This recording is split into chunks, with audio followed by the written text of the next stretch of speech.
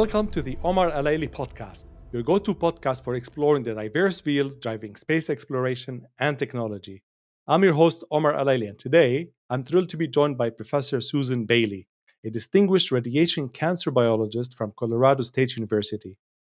Professor Bailey has been at the forefront of understanding how spaceflight and extreme environments of space, particularly space radiation, impacts human DNA and telomeres, notably leading groundbreaking investigations for NASA, including the famous twin study. Professor Bailey, Susan, it's a real honor to have you here on the podcast today. Thank you so much for making the time. Thank you, Omar, for that very kind introduction. It's a pleasure to join you today. Susan, your research has taken us to the very frontiers of human endurance, examining our biology in the face of spaceflight and space environment. Early on, what was the first clue that made you suspect that telomeres might be sentinels of extreme space environments? And how did that insight steer the rest of your career? Oh, thank you. That's a very interesting question and takes me back a few years. We did a number of studies with NASA before the twin study, and they were all in vitro types of studies with different types of cells and cell culture and trying to simulate some of the space radiations that astronauts are exposed to. And we would look then, at irradiated cells, primarily, acute doses of some of these radiations, and look to see, what the connection between DNA damage responses and telomeres in specific were. And we were starting to see, some connections between the two. And that's really what started us on this particular line of investigation.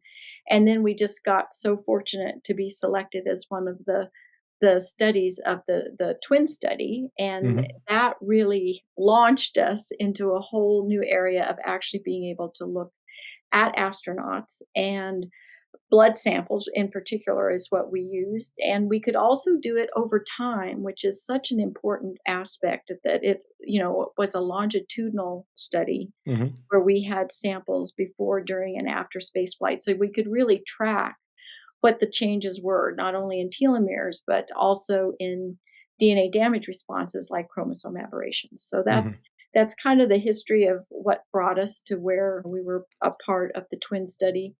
We were also really fortunate to have a separate study that was 10 unrelated astronauts and their age and sex match controls, ground controls. So we had a wonderful, just a remarkable opportunity to make comparisons between the twins and identify spaceflight specific factors. But we also had unrelated astronauts that we could look at differences in individual responses, which of course we also observed. You have described telomeres as the plastic tips on shoelaces protecting our chromosomes, and still your work reveals a far more dynamic and complex reality. Could you take us a bit deeper into their architecture, perhaps touch on the significance of structures like the T and D loops and the crucial role of the Shelterin protein complex? What makes these caps such active guardians of our genetic code? Yes, and that's a fascinating question as well, particularly when you think about historically telomeres as repetitive sequence, just a whole bunch of repetitive sequence at the end of the chromosome, was really regarded as somewhat like junk DNA. Well, it doesn't do anything. But of course, we know that that's not true. And in fact, these heterochromatic repetitive regions really do serve a very important function. And that's because they are at the ends of our chromosomes. They protect the end from loss and degradation. They also prevent inappropriate DNA damage responses. So they don't look like a broken end, for example, and start fusing together. So our chromosomes aren't just a bowl full of spaghetti, in the inside the cell. They have very distinct and characteristic sizes and shapes, which they keep, throughout one's lifespan. So the thing about telomeres, so we can talk specifically about their structure, not only are they repetitive and tandem repeats in humans and actually all vertebrate species, it's TTA-GGG is the repeat sequence, and it's repeated many, many times. In humans, telomere length can range from about 5 to as much as 10 kb. So lots of telomere proper sequence at the end of the chromosome. Another really important feature of the telomere is that you have this double-stranded track, and it ends in a single-stranded 3' overhang. So you have a very G-rich overhang of Hmm. probably 3 to 500 nucleotides that essentially loops back and integrates back into the duplex DNA. So when you talk about a T-loop, that's what a T-loop is. Okay. It loops back and essentially capping the end of the chromosome. And that's the idea of capping, right? Hmm. The end cap is what gets formed there, and that's how it does its function. That whole structure is also bound by a whole variety of other proteins, 6 of which have been termed Shelterin, which you mentioned. So we've defined the T-loop. Hmm. When it integrates into that duplex, it displaces one of the strands. So that's where you get the D-loop. Hmm. So you have that as well. And all of those features are bound by a variety of different proteins. There's TRF1, TRF2, and POT1, which is the 3 main ones that bind directly to the telomeric DNA. Hmm. But then you've got a bunch of other ones, of other proteins that also help to form that cap, and they're very important for telomeres doing their thing, doing their role in Hmm. protecting genome stability.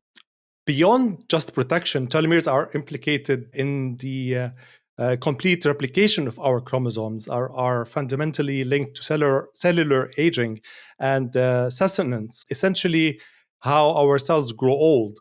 Could you elaborate on this dual role? How does something so vital for preserving our DNA also act as a kind of cellular clock? And what happens when that clock starts to run down? To tick. Yes. Yeah. Yes, that's right. Tick too fast, maybe. Yeah, that's right. So, because again, it's back to the fact that telomeres are at the ends of these long linear DNA molecules that you make up our chromosomes. And because they're at the end, they suffer a couple of big problems. One of which is the end protection problem, and we already talked about that and Mhm. how they kind of solve that by capping the end with the T loop. The other one, which really gets to your question, and that is the end replication problem. Mhm. And telomeres face that because our traditional or our conventional polymerases cannot replicate to the very end of a linear DNA molecule. So Mhm. that always leaves, especially on the lagging strand telomere, which is formed by an RNA primer and the formation of Okazaki fragments. Those primers are then removed, the RNA primers, and there's no way to replicate that very very end. Mhm. So that is one of the primary reasons that telomeres shorten with cell division. Just it's part of just a natural process, and depending on where that last primer was placed and a variety of other things, but primarily that our telomeres shorten with every cell division and thus with aging. And that's how they have become regarded as a biomarker or biological marker of aging, and it essentially counts the number of times a cell Mhm. divides. So that's the connection there. The other really important thing about that is that it's not just cell division that shortens telomeres. A variety of other things, including life stresses, a lot of different life stresses will influence the rate at which our telomeres shorten. So they Okay. can be faster, or you can slow it down, but there are things like that. There are also environmental exposures that shorten telomeres, that act to shorten telomeres, and that's primarily through oxidative stress. Okay. um, Telomeres are very sensitive to oxidative stress because they're very G rich, so you get a Okay. lot of base damage. And telomeres they're not, repair is actually repressed at telomeres, so they can't really repair. They can't really replicate themselves again. There's not a replication from the other end, so they usually just lose part of the sequence off the end of the chromosome when that happens. So that gets to why telomeres are often considered sentinels of Mhm. environmental exposures. Again, because a lot of these things, air pollution is one, UV and ionizing radiations are also examples of environmental exposures that also act to shorten our telomeres. Okay. Well, I So, didn't go into the senescence, and that's a very important piece of mhm. the puzzle as well, and why it's important, Mhm. that as telomeres shorten and the rate at which they shorten over time or over one's lifespan, can really give you an idea of how well or how quickly an individual might be aging. Hmm. So the important part about that is that once telomeres get to a critically shortened length, they really can't perform their duties. They become dysfunctional. So when that happens, a process called senescence Hmm. is triggered, and essentially that just stops cells from growing. They're not dead. They remain viable, and they actually secrete various things, cytokines and inflammatory chemicals into that actually can contribute to aging as well. That's why they're so important when we think about aging, is that senescence really does, as cells stop growing, you can imagine that tissues start to degenerate, and you start to see all of the kinds of phenotypes that we associate with aging. And Okay. it's really about our cells stopping to do what they're supposed to, or telomeres stopping to do what they are supposed to do. And then our cells stop growing and tissues and just start to degenerate. So that's underlies really a major theory of human aging. Okay, so let's add now the space flight and the extreme space environment and tie a bow around everything we've talked about. So, Yes. as you said, cells face a replication crisis each time they divide, threatening, as you said, also telomere integrity. Why is ensuring complete replication crucial, especially in environments like space? And how has our understanding of these essential functions on Earth informed what you've looked for in the extreme environments of space? Yes, so we went into the twin study, with the hypothesis that surely space flight, with all of the really unique stresses it has on Hmm. astronauts, just lifestyle stresses, the isolation, the limited diets, all of the interpersonal kinds of things, not being able to see your family, all these things that Hmm. that we take so for granted on Earth would certainly contribute to telomere shortening.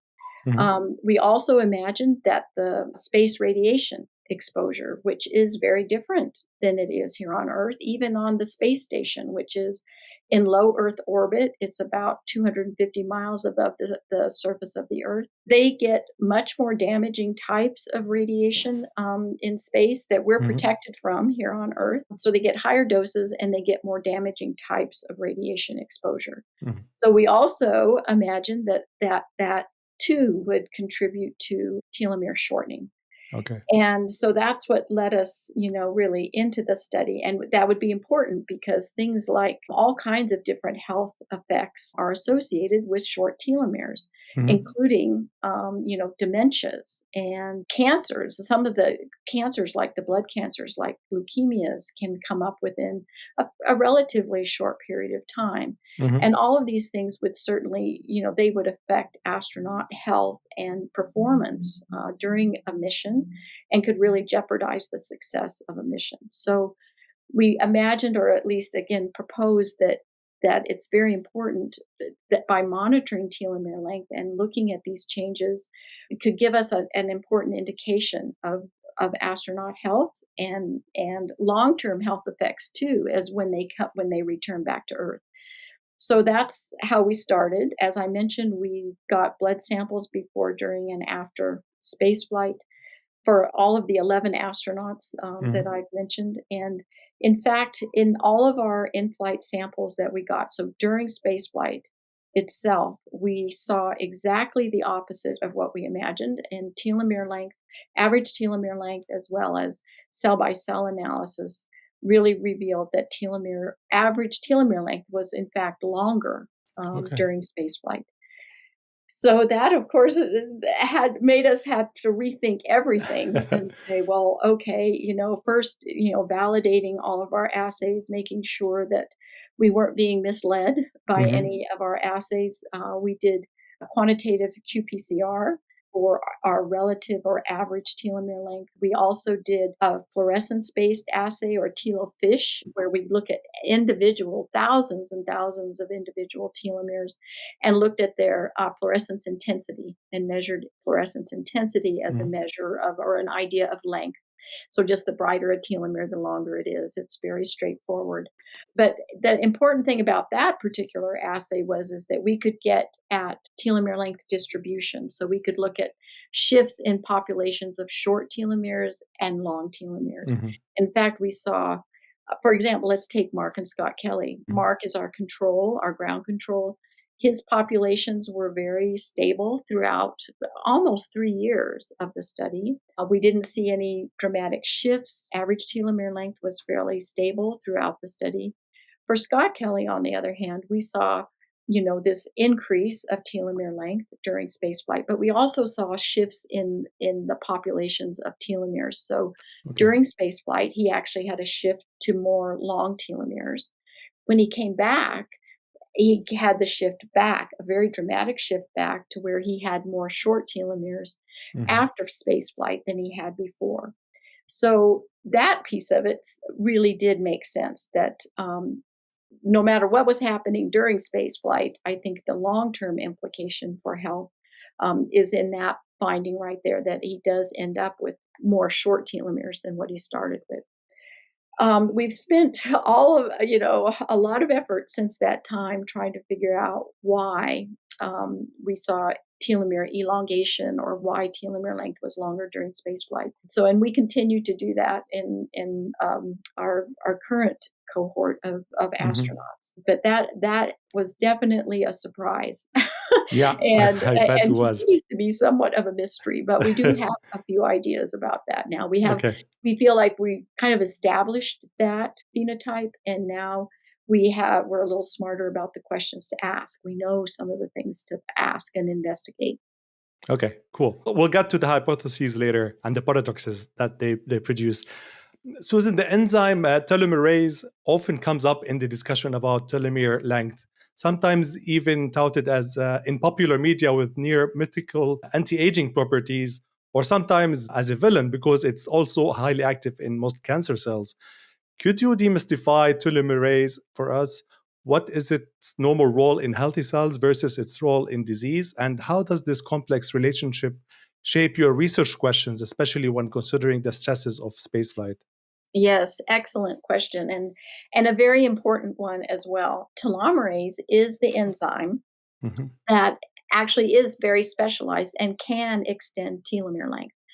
It's very active, for example, during development in utero. During, you have to have telomerase in your cells for Mm-hmm. cells to keep growing. But telomerase activity is shut off shortly after birth in the majority of our somatic tissues, our regular tissues. It stays active, for example, in stem cells. Stem cells need it, and the germline. It will remain active in those cells because they have to, for a lifetime, they have to be able to divide. So it's a very important enzyme. It's one of those things that has the good and the bad, the two sides of the sword. But so that's the good side. The bad side is that, the fact that most of our cells will senesce with Mm-hmm. continued cell division, just as we've discussed. It is a very effective tumor suppressor because if Okay. cells stop dividing, they can't make a tumor. So what do tumors have to do? They have to figure out how to keep growing. And one of the vast majority of them reactivate telomerase. There's usually a mutation that reactivates telomerase, and some tumors have very, very high levels of telomerase. And in fact, it can be prognostic. It's the higher the levels, the worse the prognosis is. So it is very important. And certainly one of the things that we considered when we got the result that telomeres were longer during spaceflight, is that because of telomerase activity? Is it being activated, which would be really a pretty bad thing because What of is this usual? connection to cancer? We monitored telomerase activity again with all of our samples. So again, before, during, and after spaceflight. But the problem was, of course, before and after spaceflight was no problem at all, and we really didn't see any changes. The problem came with our in-flight samples because Mm-hmm. we really do need to have ambient blood samples. It can't be frozen because you would lose enzymatic activity. It can't be too hot, all of these things. It can't be too long. Well, by the time that we would get our samples from the space station, which would come down with the crew um, to, at the time, on the Soyuz to Kazakhstan, and then get jetted to Johnson Space Center, and we'd have it in the lab. It was usually about 48 hours, which is remarkable. I mean, absolutely remarkable that we could get blood samples in that amount of time from the space station. But we just were never successful in a direct measurement of telomerase activity. There just wasn't much there. So we didn't have, and we couldn't say, well, it there was no way to say, well, maybe that's real, even though I'm starting to wonder if it is, that in fact, you just don't have very much telomerase activity during spaceflight. But it's impossible to really say, since we are direct measurements. It could have very well been the time involved or the temperatures involved on the return to Earth. So that's still a bit of a mystery. One of the great things about the twin study was also that they had, a lot of other investigations. So we could reach out, for example, and ask about gene expression, ask about what other kinds of indications might we have of telomerase activity. And there was very little, but there was some indication that perhaps some of the genes involved in telomerase, in that pathway, could in fact be activated. So that still remains a possibility. But you also bring up another really fascinating point, and that is that there are people who will take telomerase activators. You can buy them online, just like a vitamin or something. That's just would really be a concern, because I'm not convinced for a moment that it's a fountain of youth, because there is the dark side of telomerase. So from blood to buccal swabs, your team has tried multiple tissue types. Which sample method gave you the clearest window into space-induced telomere dynamics, and why? Yeah, so definitely blood. We didn't do any of the buccal swabs on the astronauts, but we did have another one of the twin studies. Investigators had urine, and they collected urine and did telomere length assay on that. And they also saw telomere elongation. And you might say, well, why would that be? And it's because epithelial cells are often, found in urine. They're sloughed off, and they're also found in urine. We had both the lymphocytes in the blood, so white blood cells. We isolated peripheral blood mononuclear cells, or lymphocytes, and that was our main one. But we've also seen that same phenotype in epithelial cells in urine. So again, it seems to affect those two tissue types. We also have seen it, as I mentioned, we did qPCR, we've done the individual or cell-by-cell telomere fish. We've also done telomere sequencing with Chris Mason's group at Weill Cornell, and that again showed, in fact, that for Scott Kelly, that there was an increase in telomere length, average telomere length during spaceflight. So no matter how we looked at it, how we measured it, no matter the cell type, at least with those two cell types, we saw the same phenotype. I'll also mention that Scott Kelly was on the 1-year mission, so it was a long duration 1-year mission. Our 10 unrelated astronauts were 6-month mission astronauts, so we saw it didn't seem to matter about mission duration. And the other interesting thing is that we've also looked at the SpaceX Inspiration 4 crew, and that was a 3-day mission, and we saw it in 3 of the 4 crew members on that flight. We've also had some from the Axiom crew, and again, 7 to 10 day kind of missions, we're still seeing the same phenotype. So again, it seems to be very consistent. It doesn't depend on mission duration, but we still don't know exactly why. Okay. Before moving to the short-term missions and the results for our research there, I just want to linger for one last question on the twin study. Beyond the initial surprise of telomere elongation, the twin study, like you said, also revealed that upon Scott's return, his telomeres rapidly shortened, and he ended up with more short telomeres than before his mission. This seems like a crucial part of the story. So What does this rebound effect and the subsequent increase in short telomeres suggest about the true and perhaps more subtle toll of long-duration spaceflight? Yes, and that's again, the long-term implications of what happens, during spaceflight and then when they return is so important. And I think, a lot of people have asked, well, oh, telomeres are longer during space flight. And it's kind of like taking the telomerase activator, well, oh, is space going to be like a fountain of youth? Mhm. Is it good for you? And my answer is always no. I don't think so. And that Scott Kelly's a great example because he talked about how he was taller when he got back and he was thinner. He lost about 15 pounds while he was on his in 1 year mission. And, he even was like a millisecond younger, the whole thing with the twin paradox, and Mhm. watching Interstellar and all that good stuff. But it's just not a fountain of youth. And I think it's actually exactly the opposite of that. That in fact, I think space is definitely the next frontier of aging studies, but I think it can be used and viewed as a model of accelerated aging, Mhm. which has a lot of good things about it too, as far as thinking about what we might be able to do about it, and how that might benefit all of us. But I think the fact that when he comes back, he has many more short telomeres than he had when he started, and many more short telomeres than Scott or Mark, his ground control, had.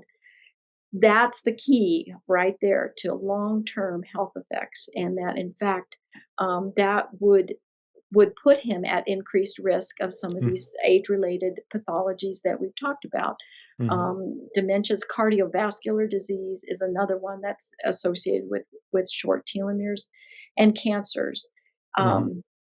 Um, so I think, as we've said, that to me is where the real implications are and where perhaps the real opportunity is as far as thinking ahead to what we can do about it and what else we might learn about how to mitigate that particular, that issue, because it's going to be a real problem when that was only 1 year in space and Mhm. now we're talking about missions to the moon and primarily to Mars, where people are going to be, spending years in Yeah. space, and perhaps even eventually colonizing some of Mhm. these planets. And so, aging is a problem that we really do have to address. Cool. Following the N1 twin study, like you mentioned, your work expanded to larger astronaut cohorts on typical 6-month missions, and also the 3-day all civilian Inspiration 4 mission. These studies largely confirm the pattern of in-flight telomere elongation. What were some of the new critical insights or perhaps unexpected nuances that emerged from studying these more diverse groups and shorter durations? For instance, how did the Inspiration 4 mission, lasting only 3 days, challenge or refine your understanding of how quickly these biological responses can manifest? Yes, and some very good points there. I think again we were surprised that after only 3 days in space that we would still see this phenotype. And the other really important thing about the Inspiration 4 crew was that it was an all civilian crew, and so not trained NASA astronauts that had been, preparing for this their whole life. So a very different kind of population, and one that would be perhaps more like what we might think of that's becoming popular, this, space tourism, people that of all walks of life, all different ages, all different health status, going to space for even short periods of time. What kind of health effects, might they expect? And would that matter to them? It may not, but it is something to think about as more and more people Mhm. go to space. And I think it was just remarkable that the young woman on the Inspiration 4 was, I think, the youngest astronaut. She was in her late 20s, I believe, Mhm. and was a childhood cancer survivor. So, that it's just remarkable, really. And we tried to think, too, about, well, as we saw before, it is individual differences in response. Some people respond much more dramatically than others. Some don't, they don't seem to get these really dramatic shifts, and we don't have enough information to really make any general conclusions. But suffices to say that even though as we've increased the number of men and women and different ethnicities and different backgrounds, different races, that we're still seeing that same basic thing. And I think a lot of that is just because we all have telomeres, Yeah. Yeah. but it's just differences in individual responses. So that certainly has been an important thing. I think the other thing that the short duration missions have, particularly the Inspiration 4, really helped us refine our thinking about space radiation exposure. Hmm. Because I think, again, the chronic nature of it 24/7, for 6 months, a year, that's where things really are very different in space than what we can even possibly begin to simulate here on Earth. Hmm. And so I think that's a lot of why it was so unexpected and a different finding, that for telomeres in particular. But the other thing about the Inspiration 4 mission was that it flew at a high orbit. So it was Hmm. higher than the ISS flies. And so they were getting higher doses, higher dose rate as well. Hmm. So that kind of fit into our thinking about the role of this chronic nature of space radiation exposure could very well be contributing to the phenotypes that we're seeing. Okay, I'd like to linger here and maybe go one level deeper. With these broader studies, including astronauts of different backgrounds and much shorter flight durations, were there any observations or perhaps a lack of certain expected findings that particularly stood out to you or pointed your research in a new, unanticipated direction? Hmm. Well, as I mentioned, I think, it was surprising to us how quickly it was happening. For Scott Kelly, it really shouldn't have been that big of a surprise because the first sample we had from him was 14 days into his flight. And we saw the telomere elongation in that one, as well as all 14 other ones that we had during the 1 year mission. Hmm. But it, I think the rapid nature of it really does kind of point to the whole idea of this changing cell populations, Hmm. because in the circulation, our cells are constantly replenishing themselves. They're constantly dying. They're sloughing off, and so it is a very constant kind of process that goes on that we have to have, to keep Hmm. blood going. And so it's a very important part of it. And I think when thinking about it after the fact is that does start to make some sense, that in fact what we may very well be seeing are changes in the cell populations themselves. And Okay. we know, for example, that lymphocytes are very, very sensitive to radiation exposure. And so they are likely dying more rapidly than they would ordinarily under this chronic radiation exposure. And so you're just, constantly spitting out new stem cell like or progenitor cell into the circulation to replenish that. But they'll have longer telomeres because they haven't divided as much as those more differentiated cells. So I think that certainly is one of the possibilities.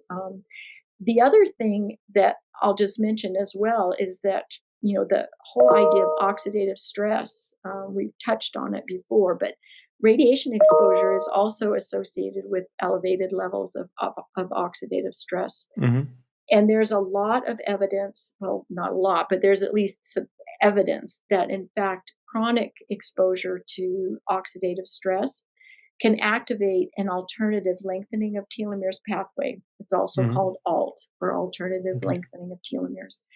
And that pathway does not require telomerase. It's based or mediated by homologous recombination. Again, we're talking about a bunch of repetitive sequences. They can actually initiate homologous recombination and help to extend telomere length.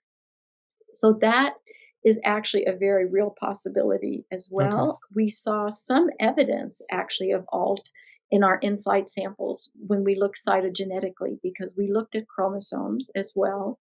We looked for chromosome rearrangements, thinking Hmm. about radiation exposure, which is a very good inducer of double strand breaks the DNA, if the ends don't get back together right, you get chromosome rearrangements. And so we saw evidence of that during spaceflight, but we also saw a telomere phenotype, and that is very large telomeres and very short telomeres, very big, very small telomeres. And that's a characteristic of the ALT phenotype of this homologous recombination mediated pathway. So we have little bits and pieces of evidence here and there. I think it's probably a combination of things, but that's kind of the picture that's emerging. Okay, but on a human scale, not having access to more diversity of astronauts, is there any data that shows some people might be more susceptible or resilient to those changes than others? Or should we start thinking about mission duration thresholds? Well, yeah, but I just don't think we really have enough evidence, not enough diversity yet in the populations that we've been looking at. I think it starts to get into a realm too that's also very tricky, and it's one that really was highlighted with the twin studies, and that's the ethical issues of what do you do with all the genomic data, for one thing, because that's personal identification and all the rest that goes along with that. But even more than that NASA, and you cannot use personal information like that to select astronauts. So you couldn't eliminate somebody because you thought that maybe they would, have a bad reaction, or, even though that's kind of the point, is identifying some of these susceptible individuals. You really can't use that as criteria for selecting an astronaut, or as you propose, setting a threshold. A good example of that is just the difference between men and women, because for many years there was a lower radiation limit for women because they were more susceptible, they were at higher risk of radiation-induced breast cancer, for example, and lung cancer was another one. But that even has changed now to where the limits are the same for men and women. And that was because the women astronauts, they were upset because it limited their time in space. So again, there's a lot of tricky pieces to that when you start thinking about the ethical issues around selecting crew or putting limits on crew. Yeah, one of the reasons I'm interested in this from my perspective is because part of my interest is in space architecture and space and habitation in space, and eventually we're gonna have to, at one point, have babies in space. So that's one of the reasons, because I've read that there's an impact between gender on reproduction system and the reproduction capability. One space-induced telomere dynamics can affect it due to radiation. Right. That's exactly right. But that will affect both sexes, but there are differences. And whether or not, that's going to be possible, or what kind of, implications. Most probably we're going to have to figure out countermeasures, right? Like medication and stuff like that. That's right. And it kind of gets back to, it could even be part of that story is a telomere story, because shortened telomeres have been associated with reduced fertility. So again, if we can figure out that, it's all part of the aging process, and it's all getting accelerated in space. Whether we're talking about muscle wasting and bone loss, whether we're talking about cardiovascular disease and dementia, or infertility. I mean, all of these things will benefit by countermeasures, effective countermeasures and mitigation strategies that will help maintain telomere length, and that we won't be getting these really dramatic shifts and loss of telomeres. Yeah, and also produce social equity in space too. Your research portfolio isn't limited to astronauts. You've also looked at high-altitude climbers and conducted laboratory studies. How vital are these terrestrial analogs and controlled lab experiments in helping you dissect the complex cocktail of space stressors? What specific variables have these comparative studies allowed you to isolate and understand better? Yes, so that's a good question as well. And I think that, the most obvious one is that we, again, with Chris Mason, we were able to look at twin climbers, mountain climbers of Mount Everest. So one twin would climb Mount Everest and the other one stayed at low altitude. Mhm. And what we saw there was very similar. I mean, it was probably a 5-day climb when they were up at the highest altitudes. And again, we saw telomere elongation or longer telomeres during the climb in the Mhm. climbers, and very, very similar pattern. We weren't able to really do the telomere length distributions, the shifts in populations, but for average telomere length from blood samples that Mhm. we were able to get, we saw the same thing. And for us, it was like, well, you think about it, it's a pretty similar extreme kind of environment. It's high Mhm. altitude. They're getting more radiation than even here in Colorado, than we get here, and to all kinds of different stresses, and the physical and all of it really go hand in hand with spaceflight. So Mhm. the important thing about the more ground-based ones is that it is a little easier to do some of the kinds of studies that you'd really like to do. And Mhm. so for that, again, they did a lot of the sequencing, the DNA sequencing, RNA sequencing, and we were able to actually do some pathway analysis where, in fact, in that particular case, it did support this alternative lengthening of telomeres pathway. So that was a nice confirmation of, or at least support of that particular finding. So for the ground-based studies, you often have a lot more control over the kinds of samples you have and the kinds of studies that you can do. So that was very helpful. Again, the fact that it was associated with high altitude and higher doses was an important piece of that. Mhm. The other study that we had that is relevant is of prostate cancer patients undergoing Mm. radiation therapy. So there you have a little different kind of scenario, but you've got someone who's getting much higher doses of radiation, but Mhm. for a 3-month period of time. And so we did something very similar. We got blood samples beforehand. We got them immediately after. We didn't have them during therapy, immediately after, and then 3 months post. And in Mhm. fact, again, right after radiation therapy, we saw longer telomeres than we did, Okay. than baseline or 3 months afterwards. So, again, some of these pieces starting to support this rather chronic nature Mhm. of radiation exposure really having an effect on telomere length. Okay. The in-flight telomere elongation remains a fascinating puzzle. There's no doubt about that. You and others have proposed several potential mechanisms, like you said, chronic oxidative stress, a transient activation of the alternative lengthening of telomeres pathways, the ALT, the role of telomeric RNAs or TERRA, or even shifts in leukocyte populations. Could you walk us through how you weigh the evidence for these different hypotheses? And which of these, or perhaps a combination, do you currently feel best explains these paradoxical findings? And what kind of research is still needed to truly nail down the why?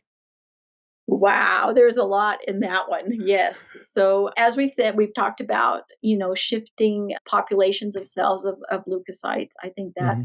certainly happens. And I think the prostate cancer patients tell us that. I think, the whole idea of activation of ALT is Mhm. probably also a part of this because we've seen evidence of it in the astronauts in their samples. We haven't talked a lot about TERRA, and you brought TERRA up, which is Mhm. also a really interesting piece of this. So TERRA is just the telomeric RNA. So, again, as heterochromatic regions of the genome, nobody ever imagined that telomeres were transcribed.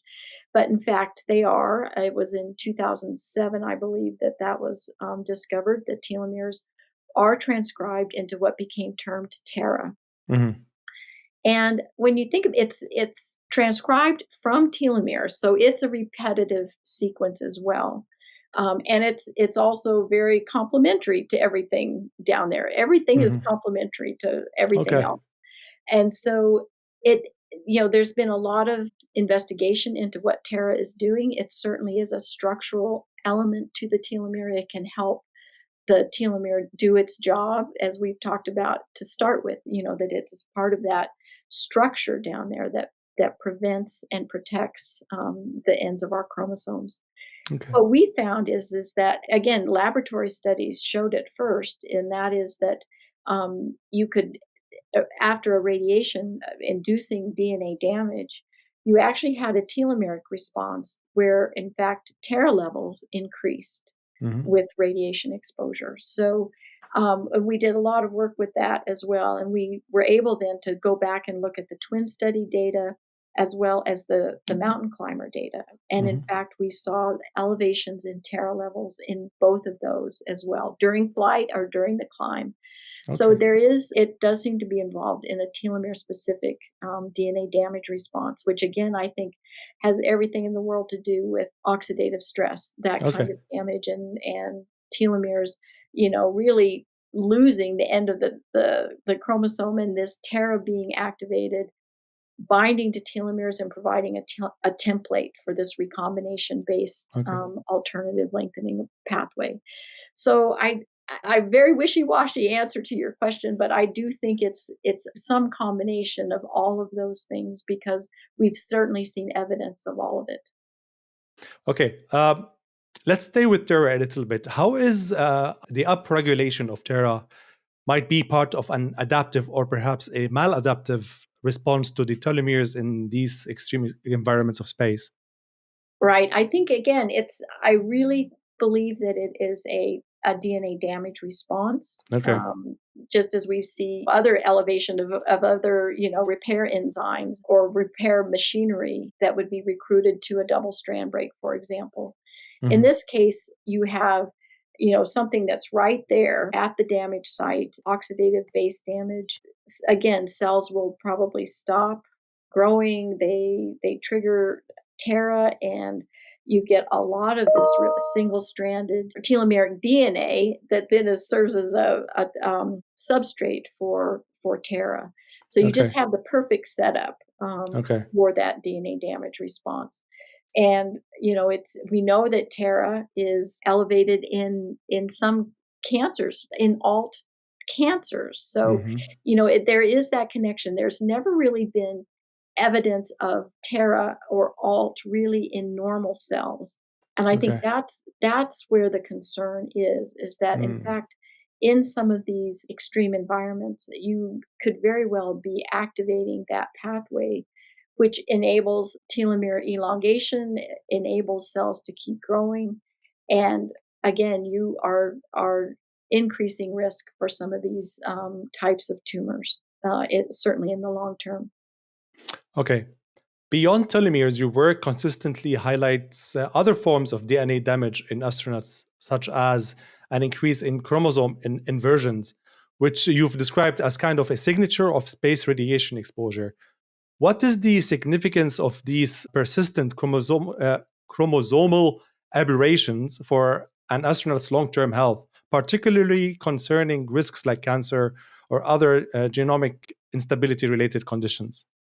Yes, so that's kind of where I come into the field is the radiation cytogenetics. And we know radiation is a very good inducer of double strand breaks and thus these chromosome rearrangements.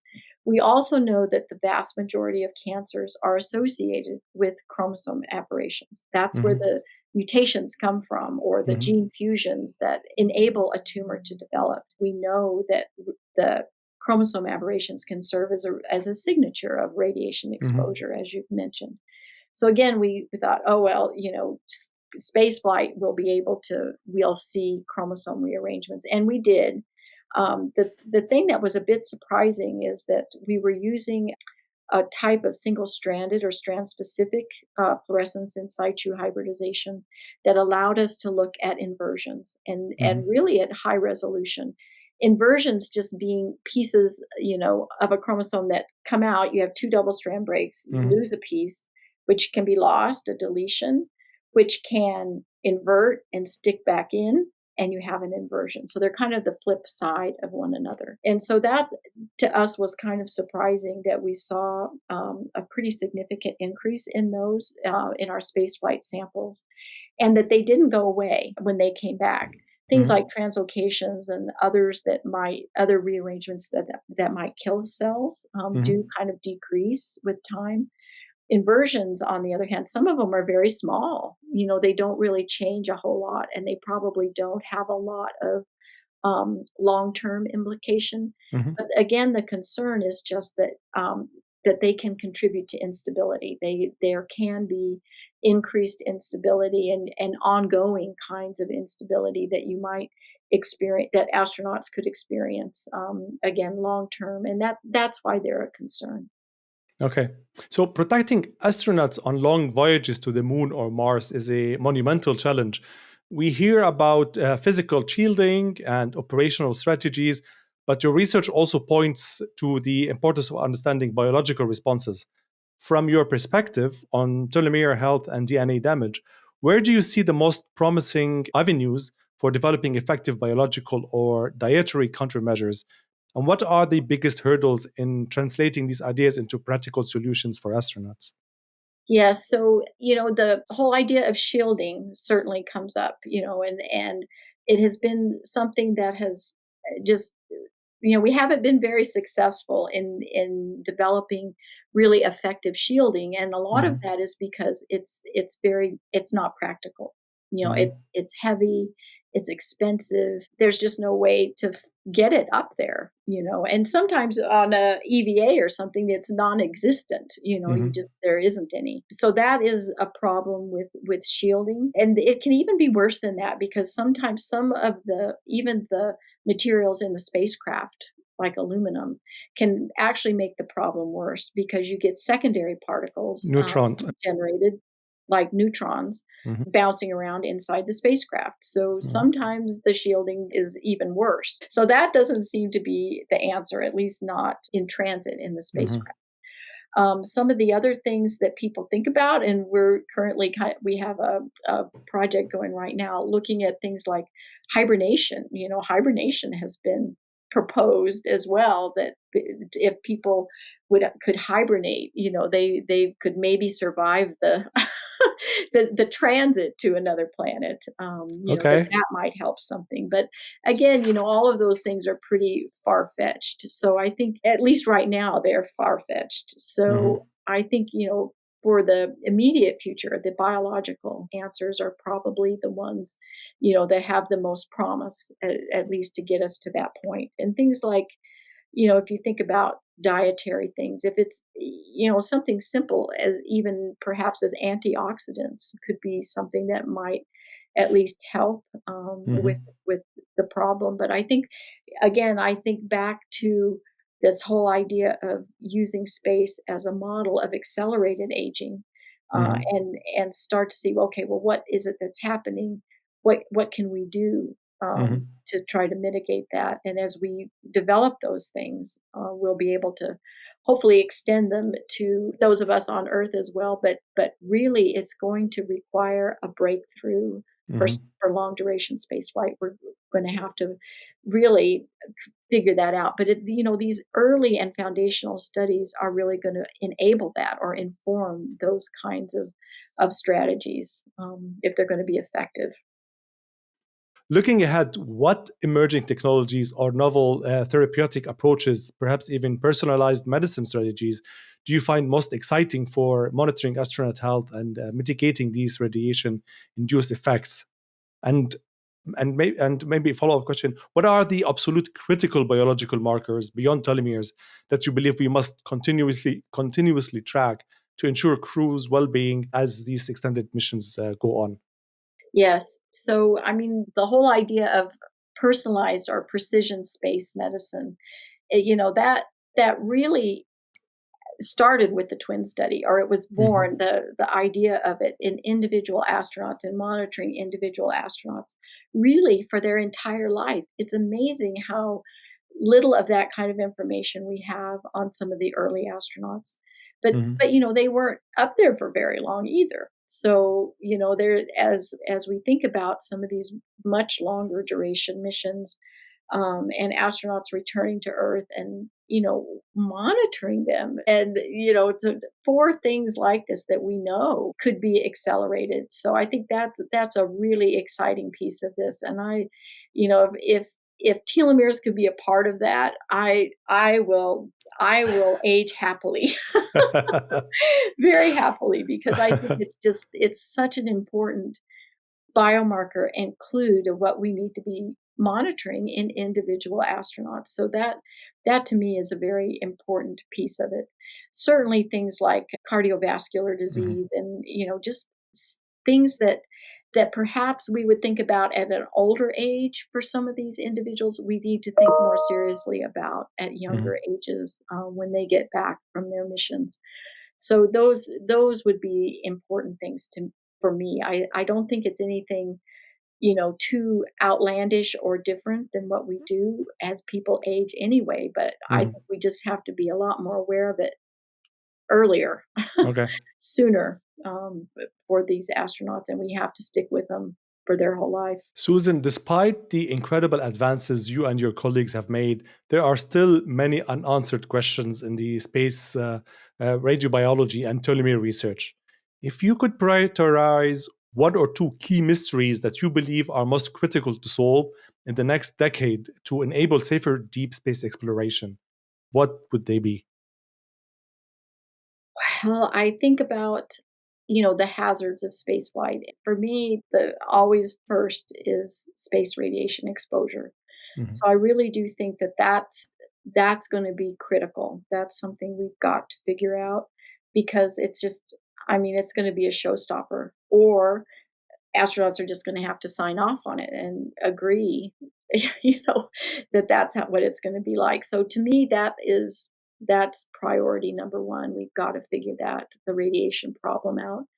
And I guess very close to that will be the aging problem, because with that, you've got all of the health effects that we've covered today, Mhm. dementias, loss of fertility, cardiovascular disease, cancers. We've got all of that wrapped up. Mhm. And if they're far away from the planet, from Earth, they're not going to have the health care or the means True. to do anything about it. So, those things are really big hazards of spaceflight, of long duration spaceflight, and Mhm. thinking about colonizing perhaps other planets. I suppose the after that would be this whole idea of, well, how are they're going to be so far away from Earth, and resupply and all of that is very Mhm. difficult. They're going to have to grow their own food, and at least part of it, they're going to have to Mhm. be able to grow crops or some type of plants. And I think that's another kind of exciting Mhm. area of that they're working on right now. How Yeah. are they going to grow some of these things in space and plant them, on the Yeah. surface of the moon or Mars. True. And even So manufacture medicine. yeah, and medicine too. I mean, Mhm. all of it. It Mhm. really is true. So there's a lot of exciting things looking forward. A lot of big challenges, but also a lot of excitement too. Your findings, particularly the net loss of telomere length post flight and the persistent DNA damage, paint a sobering picture for very long duration missions like a trip to Mars, as we talked about, where radiation exposure will be substantially higher. How do we, as a scientific community and as a society, grapple with the ethical considerations of sending humans on these pioneering but potentially perilous journeys, knowing these risks of accelerated aging or increased cancer susceptibility? And what role does your research play in informing that complex risk benefit analysis? Wow. Yeah, that's again, I think being informed is the key, and you hit it on it right at the end there, that the more we know about what the health risks are, what the hazards are. I mean, a lot of the time we don't even know, there's going to be things out there that we don't expect as well.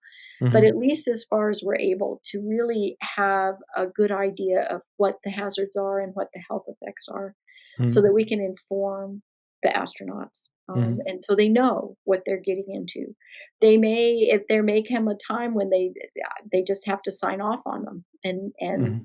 and there are people who are willing to do that. Yeah. They wasn't there a thing where they asked, like they were trying to recruit people for a one-way mission to Mars, and they had 2,000 signed yes, up. thousands of people. Mm-hmm. So, I think it all depends. Of course, there's all the ethical stuff that goes along with that, not only with selecting astronauts, but, Yeah. allowing them. I think that will probably be the next big ethical issue that we'll have to face as we go into these really long-term, long-duration missions. And, we're going to have to do it if we think that, in fact, at some point, as a human race, we really Mhm. do need to be able to colonize other planets. Susan, often the extreme challenges of space research yield unexpected benefits for those of us here on Earth. How might the insights gained from studying telomeres and DNA damage in astronauts translate into new understandings or even treatments for age-related diseases, cancer, or other conditions here on Earth? Yeah. Well, I think again, it's just how all of the things that we think about associated with aging, whether it's just, gray hair or arthritis or, any of Yeah. these things, Mhm. but more common everyday kinds of things, but all the way up through, cancer. As we learn about how we might be able to from using space as kind of the next frontier of Mhm. those kinds of studies and a model of accelerated aging, we can speed up our process of understanding those better and Mhm. what we can do about it. So that is going to help all of us. The aging problem, I mean, our population on Earth is definitely aging, and we have more people in my age range than we've ever had before. The baby boomers. But that's just, that is something that will benefit all of us. And the healthcare system, I mean, as people age, that's when they start having all of these associated pathologies like Mhm. cardiovascular disease and cancer in particular that are a huge, that's a huge part of our healthcare industry. Yeah, it's a Um, burden. so as we can improve those outcomes and hopefully enable longer health spans, not just Mhm. longer lifespans, but longer health spans that people are actually healthy and have a higher quality of life as they age. That is just really critical for everyone. Finally, as you look to the future, what are the next big questions your lab is hoping to tackle? What current or upcoming research projects are you most excited about that will continue to push the boundaries of our understanding of human biology in space? Oh, well, yes. So I am right now part of what they are calling Cipher, which is kind of it's a NASA study that's really Mhm. modeled after the twin study. Mhm. It's got 14 different investigations, and we are again looking at a larger and kind of more diverse population of Mhm. astronauts. So that's where I hope to get to some answers to some of the questions that we talked about around Mhm. that particular thing. But certainly, though, to me, that's what's exciting. I want to see, what more women, for example, is a good example, and more diversity in our Mhm. population that we were able to actually start to make some of these conclusions or, at least generalizations of those that might be at more risk, more susceptible to some of these things that again gets back to informing them better Mhm. about what they would be facing or what long-term health implications might be in their particular aging trajectory. Okay. Before we wrap up, is there anything else you'd like to share with our audience or advice you would like to share? Well, I don't know. I guess I would encourage especially young people to think about not only just being an astronaut, but think about there are so many opportunities across the whole space program for everything, the health industries, but engineering, all of the STEM related areas. It requires all of us on the ground to make these missions successful. Mhm. And it's a very exciting time for the space program. We've got, private industry like SpaceX and Axiom and others as well that are joining, and it just is going to be really an exciting time over the next several decades anyway, as we do journey back to the moon, and then hopefully onto Mars. So I guess I would just encourage people to really think about that, and to um, think about supporting the space program, and what the implications of that might be for all of us. That's certainly a benefit for all humanity. Mhm. Susan, it's been an honor to have you here. Thank you so much for sharing your insights and expertise. Oh, thank you so much, Omar. It was really, really a pleasure. To everyone listening, this is the Omar Alayli podcast. Thanks for joining us, and keep exploring.